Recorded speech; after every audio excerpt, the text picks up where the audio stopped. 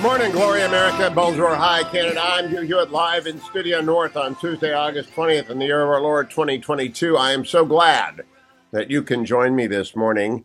A topic throughout the next 3 hours will be my new Washington Post column, which is simply titled, Why Biden's Student Loan Bailout Will Backfire on Him. It recounts the disasters that have fallen as a result of this precipitous decision to forgive up to $40,000 per couple who are joining big law or big media or big journalism or big finance, while people who went right to work out of high school, or maybe didn't even finish high school and went to work, get nothing.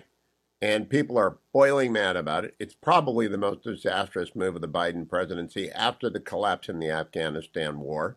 It's up there with hiring 87,000 IRS agents. The whole column is over at the opinion page of the Washington Post. The easiest way to get it is to follow me on Twitter. Well, I've posted it a few places at my Twitter account, but you can also go to the Washington Post opinion page or Google Hugh Hewitt and Washington Post. The news of the morning. Trump's Mar-a-Lago documents have already been examined by the FBI, the Justice Department tells the judge. A, quote, filter team completed its review, and they found some things they shouldn't have taken. They've told the judge that. And they'll give them back. Don't worry, they say. Trust us. Do you trust them? I don't. I believe the federal judge reviewing the request from President Trump, former President Trump, to appoint a special master should be expedited and be in place immediately. I do not believe the FBI. I do not believe the DOJ. I think that this was a disaster by the Bureau. It is unprecedented. Tell me why. Just tell me why former Secretary of State Clinton's server and all of the classified materials on it were never seized in a warrant-driven search. But President Trump's box of documents from the White House, which he could have declassified, we don't know what were. I just don't understand how anyone can defend this. It's not defensible. We do not, and by the way, I would prefer that neither of them be subject to a search warrant, given the political ramifications of that. I've long said, I don't believe there's a deep state. I believe there's a permanent government. And I believe the FBI has had it out for Trump for 7 years in some of the senior political reaches, not the average FBI man or woman fighting crime on the streets, not the FBI that is out there against organized crime or trying to stop fentanyl, not the FBI that is trying to counter Chinese espionage. No, a few long-serving anti-Trump senior political people, and Christopher Wray, doing his best, has not been able to root them out. And unfortunately, they got to Merrick Garland on the search warrant, and it's a deep embarrassment. The Wall Street Journal editorializes about this morning, the Comey-Clinton document standard in Trump. This is going to continue on. They also have a column from the editorial board at the Journal. The Mar-a-Lago affidavit, is that all there is? The redacted 38 pages add to the evidence that the FBI search really was all about a dispute over documents. Begun by NARA, the National Archives and Record Administration, run by a temporary person, because David Ferriero, who is a fine archivist, left. And it's a very left-wing organization with a few serious people in it. It's just very left-wing. I've dealt with them for 30 years. You just have to understand how left-wing the National Archives and Records Administration is. This is hard to believe happened. New York Times today, how bad is the teacher shortage? Depends on where you live. I don't know why that's a story. It's always been a story. The best school districts get the best teachers. The worst school districts have trouble hiring. There's a reason we need to go to choice. There's a reason we need the Arizona experiment to spread, why we need the Florida loosening of teacher credentialing to allow for officers in the military who have served 4 or more years and received an honorable discharge to be immediately credentialed. Iran sent its first shipment of drones to Russia for use in Ukraine. I remind you, the big three of our opposition, China, Russia, and Iran. Iran is sending drones. They didn't work. Meanwhile, Ukraine war is depleting U.S. ammunition stockpiles, sparking Pentagon concern, according to the Journal. The war in Ukraine has depleted American stocks of some types of ammunition, and the Pentagon has been slow to replenish its arsenal. You know why it's slow? Because the United States Congress, run by Democrats, can't pass an appropriations bill. It's an embarrassment. It is endangering our troops and our allies, and we need to vote Republican up and down the ballot. By the way, did I mention to you that yesterday Philadelphia announced that they are remasking students in the back to school for at least 10 days? At least 10 days. Here is the superintendent of Philadelphia School District, Tony Watlingen. yesterday at a presser, cut number 10. Pandemic has had a lingering effect on us. It may continue to present some challenges. Today marks an opportunity to steer our students toward a brand new beginning. Do not vote for any school board member unless you are rock solid certain that they are against masking. They will not force masking on anyone at any time ever for the coronavirus pandemic ever again, and that they do not require vaccines. Unless you are certain of that, vote for challengers. Do your research. Do not vote for a single incumbent. Don't vote for a single Democrat, period. Anywhere. Look at this mess. Look at this mess. 87,000 new IRS agents. The Afghanistan debacle, inflation at 13% in the grocery store. You saw gas prices during the summer. The same thing's going to happen. Wait till you buy your heating fuel oil in the Northeast and other cold places of the United States that use fuel oil in the summer. We've got a recession on the way. The market's jittery. I'll do the market update next. And we have complete collapse in America's ability to project deterrence. Companies are attacking Texas, meanwhile, over their, quote, politicized ESG list. Texas did a very smart thing. Texas passed a law that said, Texas, you may not, Texas pension company, you may not invest in these 10 companies which have blacklisted our firms that produce oil. They include BlackRock and Credit Suisse, UBS, BNP Paribas. These are companies that said, we're getting out of the fossil fuel business. Texas said, we're getting out of your investment pools. Good for Texas. NASA canceled its launch of the Artemis Moon project, par for the course for the Biden administration. Back to my news. Ukraine says that its offensive near Kherson has begun and it's succeeding. This is so important for the world to see that Ukraine will not yield. Liz Truss, who's going to be the Prime Minister of Great Britain in about a week, said, we don't have such a special relationship with this gang of people in the United States, meaning Tony Blinken, Joe Biden, and the appeasers. She's against that. She's also announced, it's in the Telegraph this morning, they're going to up their production of North Sea oil because Liz Truss is going to be, I hope she's better than Thatcher 2.0. I want her to be better on oil production. I want her to be better on deregulation. I want to go further and farther to let the market work. Story in the Washington Post. Greenland ice sheet set to raise sea levels by nearly a foot, study finds. I thought, well, that's interesting. When is that going to happen?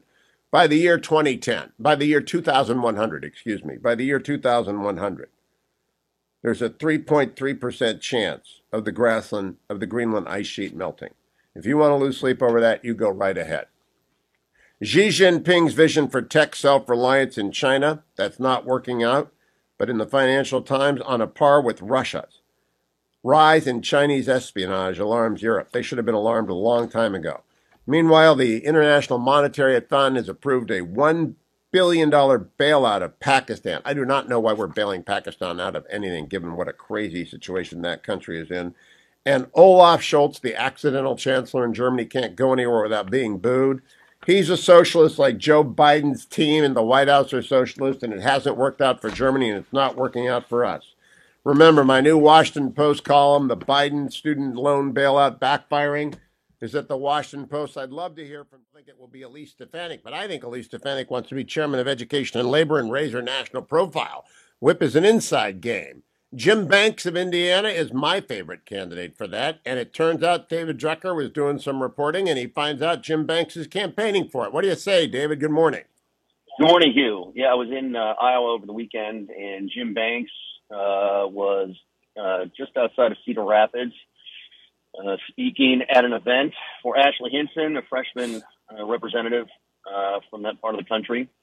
And he's traveling all over the place. And, of course, this is what you do when you want to try and build a majority, win in November, but also when you want to try and collect chits and votes for a leadership election that will occur after Election Day. And, of course, Republicans need to win the majority for this slot to open up. But I spent a little time with Banks, and he talked about how he views the job, what he thinks of Kevin McCarthy as a potential speaker, and how he thinks a Republican majority will function if they can win. And you know, remember, it's the problem you want, but winning these majorities, especially when there's still going to be a Democrat in the White House and a Senate, even if the Republicans win the majority without 60 votes, it can be very challenging. Now, the reason I like Banks is he can communicate. Leader McCarthy, soon-to-be Speaker McCarthy, Whip Scalise, soon to be Majority Leader Scalise, are both gifted communicators. So is Elise Stefanik, who's at the conference chair and would ordinarily move up to Whip. But I think she wants to go big and be in the public eye. Whip is not a public eye job when you're in the majority. It's a job. It has to be done well, but it's usually an inside job. Is Banks happy being an insider and communicating with insiders? And occasionally the Beltway media matters a lot if you're the Whip. Well, we will find out. You know, the thing about being the Whip is sometimes you have to be the bad guy, and sometimes you have to do the sort of dirty work that can get you in the public eye. But, you know, it's about vote counting. It's about educating members on policy. And whips don't have the levers of the party and the way they did, 20 years ago, 30 years ago, where you could dangle party fundraising and campaign stops and all of that as the only way that these obscure members were going to be able to build platforms for themselves. Obviously, members these days have social media, digital fundraising, cable television news, so they don't need party figures the way they used to. So it's made being the whip a very challenging job. Banks seems to be very interested in doing this, and if he can defeat Chairman Emmer, National Republican Congressional Committee Chairman, and Drew Ferguson, Chief Deputy Minority Whip, in this contest, then he will, he'll find out what it's like. But he's chairman of the Republican Study Committee. Obviously, that's been a platform for previous Republicans who want to get into leadership: Steve Scalise, Vice President Mike Pence, and others. Tom Emmer is a very good guy, and he's done a great job as NRCC chair. I asked myself, who do you want on the Sunday shows when McCarthy and Scalise don't want to go out? And I have to say, probably Banks. But I also like him because he's young husband, young father, a military veteran of the Afghan war. He went there, he did logistics, he understands supply chains, he understands a lot of this. Tom Emmer is a very strong candidate. But do you agree with me that Elise Stefanik will want to be the Education and Labor chair? This is one of these parlor games. The Stefanik team insists that this is not what she wants at all, that she hasn't ruled out running for whip, and that there's a really good chance she just remains as conference chairwoman, right? Which would, can I break in there? Yeah. David, if you're the education chair, you get to lead the Republican reform of education begun by Doug Ducey in Florida and in Arizona, where everyone gets to go wherever they want, and Ron DeSantis in Florida. You are in the headlines every day if you're Elise Stefanik and you're chairing education.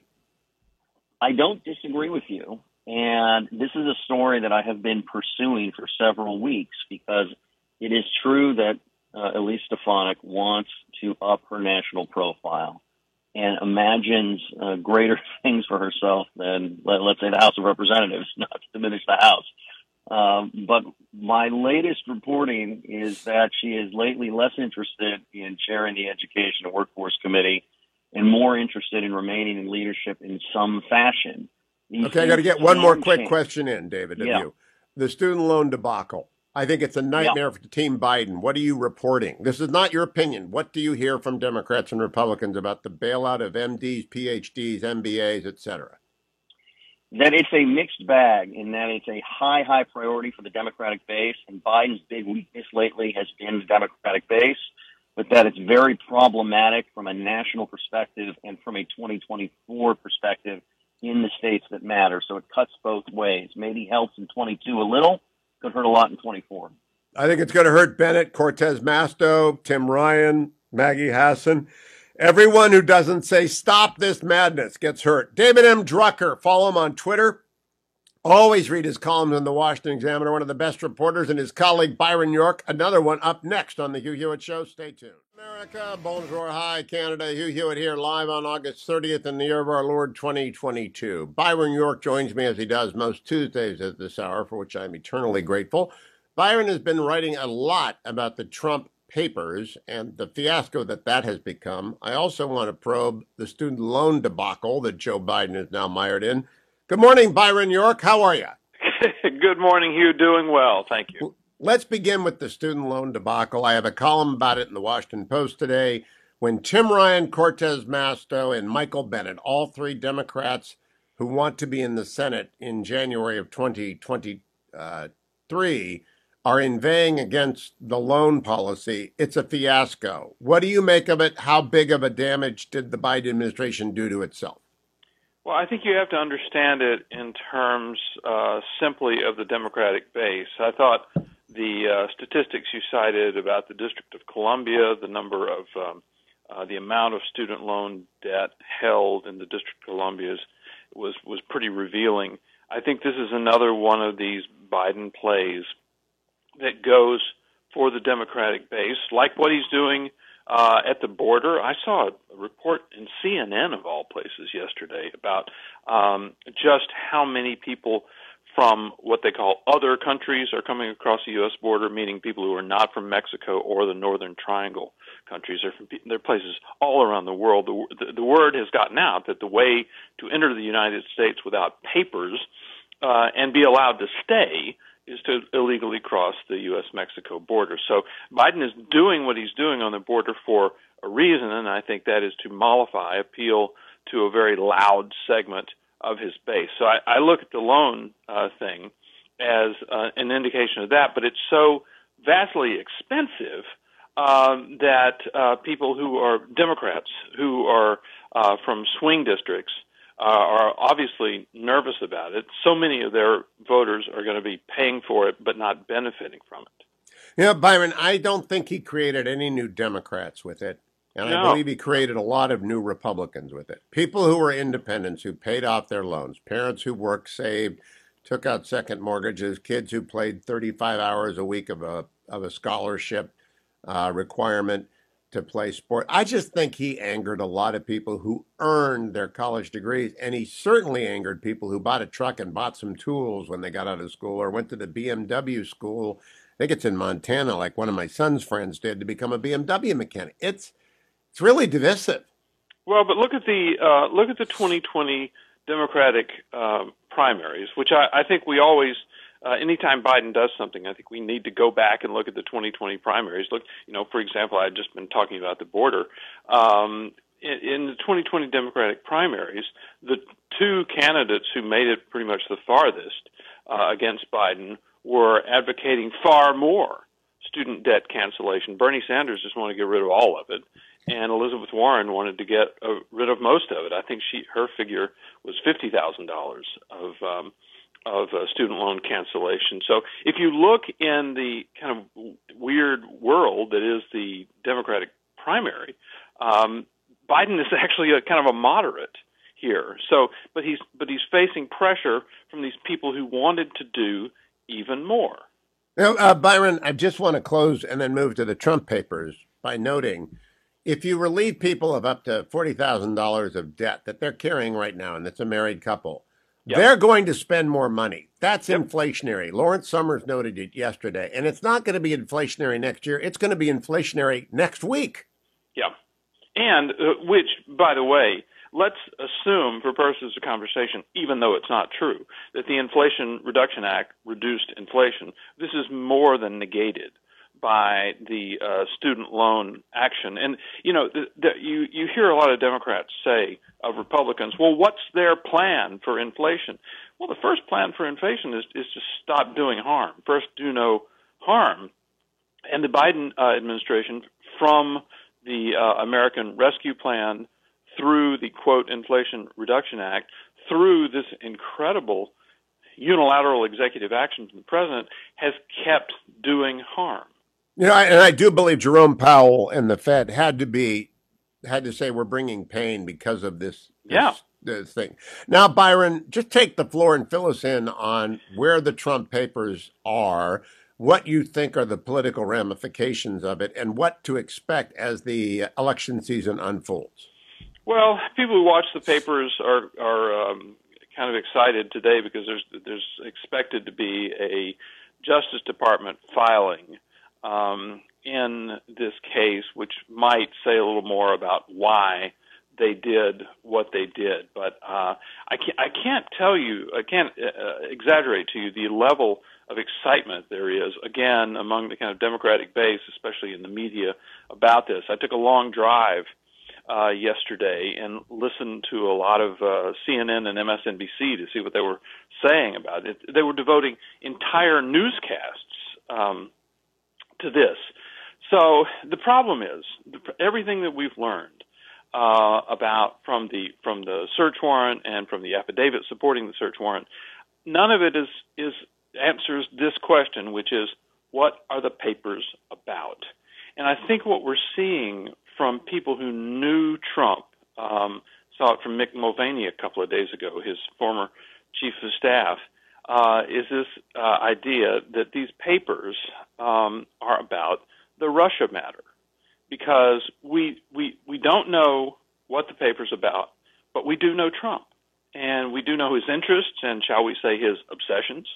And there were a number of fights over classified documents while he was president, and they were all one thing: his belief, not without basis, that he had been unfairly targeted by the FBI, and his belief that there were documents that were classified that the FBI was hiding that would prove that he had been unfairly targeted, that would exonerate him, and he engaged in a long fight to try to bring those documents to light. That's what the so-called Nunes memo, which came out in February of 2018, was about. It showed us that the FBI had used the Steele dossier to actually get this a search warrant on Carter Page.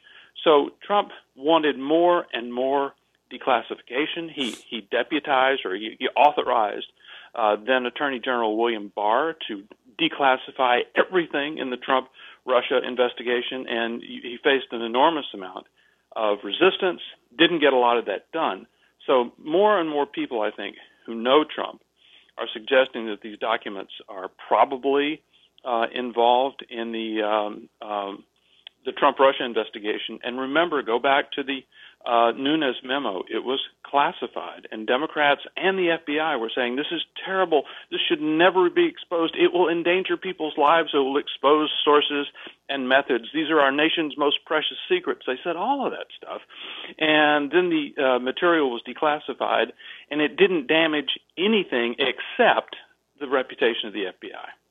Now, Byron, I talked to Jared Kushner at length last week after reading his memoir. I also think the president took stuff that he likes, like the letter from Kim Jong-un. I think he just did. That, yes. Yeah, and so that's partly Trump. But I want to ask you the key question. Byron York is as fair as the day is long on June 21st. And so he'll give me the honest, straight-up answer here, and he studied both. The difference in terms of importance between the emails on Hillary Clinton's server, which were never seized, and in fact she deleted half of them, and the Trump papers in the basement with the lock, no matter how bad, or, it's a facility surrounded by the Secret Service. Is there a difference between the level of sensitivity of what Secretary Clinton had and what Donald Trump had? Hard to actually say, because my whole point is we don't know what's in the documents. But I think the Clinton example, it's impossible for me to figure out how you prosecute Trump after you did not prosecute Clinton. And remember, we learned later in the Inspector General's report about the Clinton investigation that Jim Comey, then the head of the FBI, began writing an exoneration statement, which he delivered right after July 4th on 2016. He began writing this exoneration statement pretty much right at the beginning of the investigation, and well before the key players had been interviewed. And remember, the thing about Hillary Clinton's situation was she mishandled these documents. And remember, a lot of this case about Trump is not just classified documents. It's just documents that he has, quote, mishandled. Well, she did that. She decided what was an official document and what was not. She deleted more than 30,000 of them. She used that famous stuff. Oh gosh, I've just forgotten the name of the program they used. Anyway, she deleted all this stuff. She smashed the devices, the phones, and all of that was a unilateral decision by Hillary Clinton. And not actionable. That's actionable. Why they did not make a demand in court for Trump to turn the papers over and then fight it out in court, I will never, ever understand, except Trump derangement syndrome. Byron York does not have that. He is as fair as the day is long on June 21st, and I'm glad he joins me every Tuesday. Thank you, Byron. The great state of Arkansas. He joins me now. Good morning, Senator Cotton. Good morning, Hugh. It's good to be back on with you. Good to be on this morning with so many of my fellow veterans and great candidates for Congress and the Senate all across the country. Thanks for having all those folks on. I want to talk about Rich McCormick and Jen Ruth Green, et cetera, but I want to begin by asking you about a tweet earlier today when Tom Ricks, who you may or may not know, but he's a fine war correspondent, he said, he quoted an article in The Atlantic, quote, "Today's peculiar institution, the modern GOP." And of course, the peculiar institution is slavery. What do you make of that slander? Well, Hugh, I don't know the context. I haven't seen that particular posting, so I'll refrain from commenting on it because I do have a lot of respect for Tom Ricks' war correspondence, some of the books he's written in the past as well.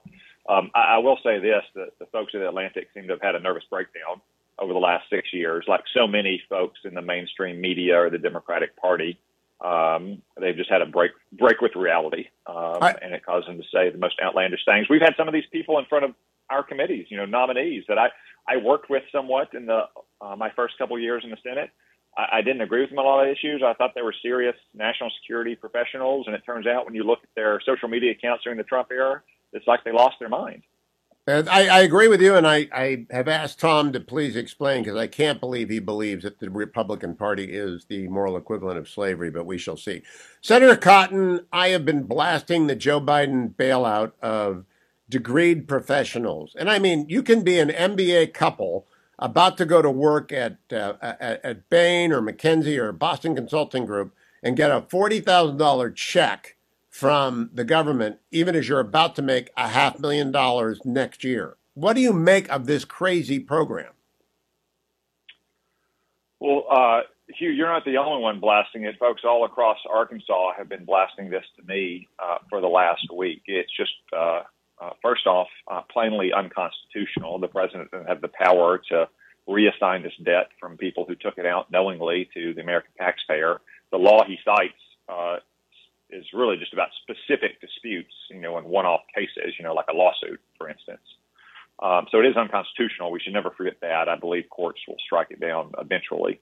But second, it is grossly unfair. I thought your column in the Washington Post captured a lot of the stories or vignettes or anecdotes that I've heard from Arkansans.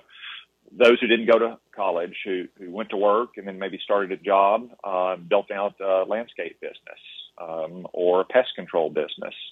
They aren't going to benefit from this. Young men and women who went to college but worked as a waitress or as a bartender to pay their way through. People who joined the Army for the GI Bill. Served overseas for 3, 4, 5 years and then used the GI Bill to go to school. People who took out loans and repaid those loans, or people whose parents worked hard, maybe worked 2 shifts to save money and scrimp and sacrifice to put their kids through college.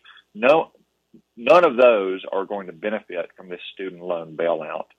Finally, I just add there's a strong whiff of corruption here, Hugh. The Washington, D.C. area has some of the highest per capita concentration of student loans in America.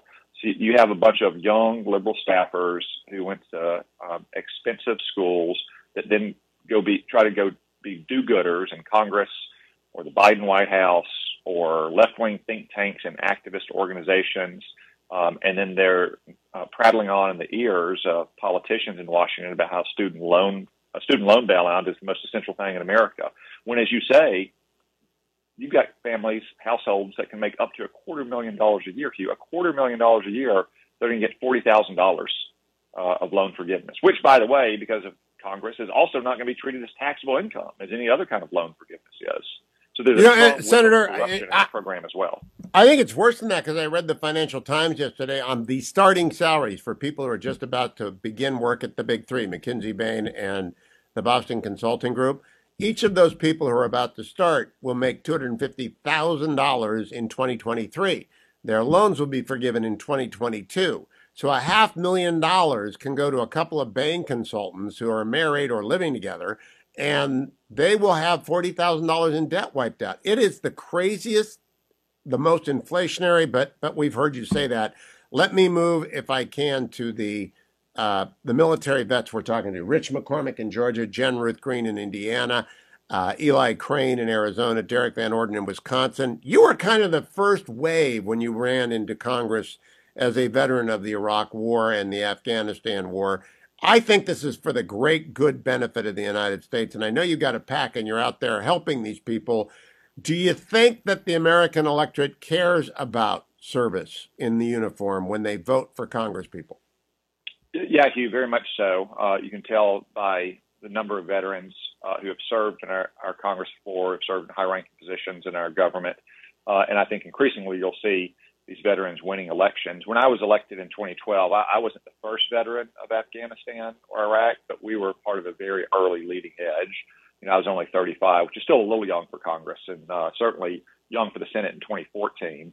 But over time, I developed what I call my Veterans to Victories program, where I look in particular at House races. You know, my generation of warriors were probably now in their late 30s to late 40s. That's the time when a lot of people have established themselves in life. Maybe they've run for local office, maybe they've started a business, and they think of ways they can do more for their country. And running for the House of Representatives is a good first step.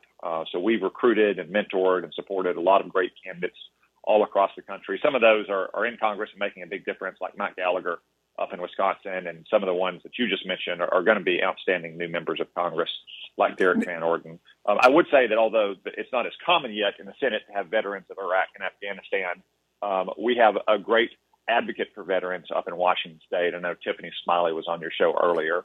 Her husband was grievously wounded, and she didn't just help nurse him back to health, but also fought the Army bureaucracy who wanted to retire him because he was blinded in the attack that he suffered. But then also Scotty and Tiffany Smiley have spent much of their time over recent years in Washington advocating for veterans, advocating for improvements in the VA. And Tiffany Smiley will be a great senator for the state of Washington. And she'll not only care for veterans, our troops, but also address so many of the challenges that Washington state has, from crime and drugs and homelessness to rampant inflation. So I've been a big supporter of Tiffany Smiley from the very beginning. I encourage all your listeners to get behind her as well.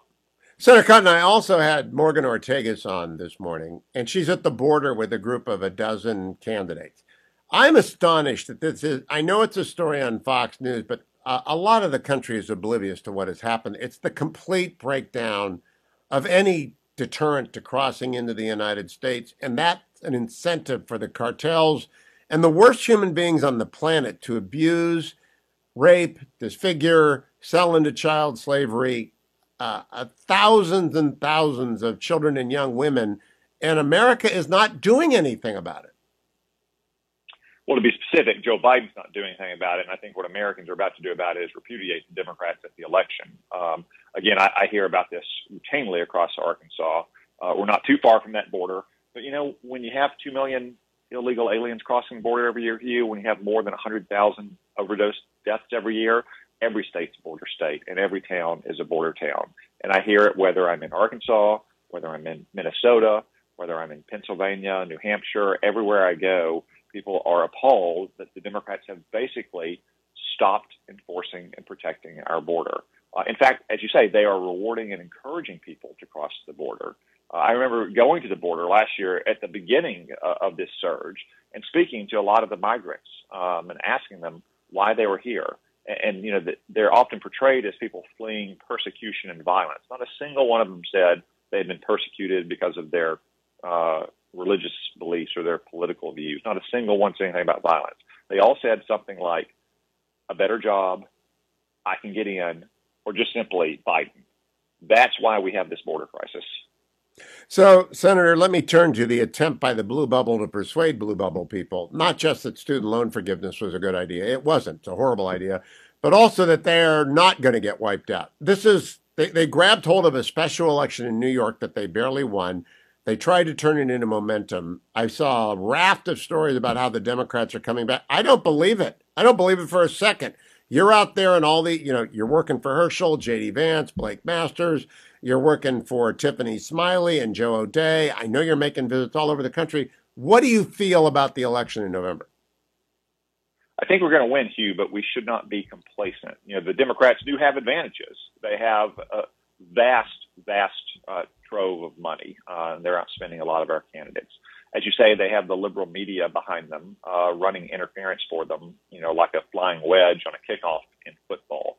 What they don't have are results that they can take to the American people. The Democrats are alone responsible for Americans struggling to make ends meet when they fill up at the pump or buy groceries at the grocery store. They're responsible for this crisis at the border that has led to more crime and more drugs in our communities. They're responsible for the surge in crime that you see all across America.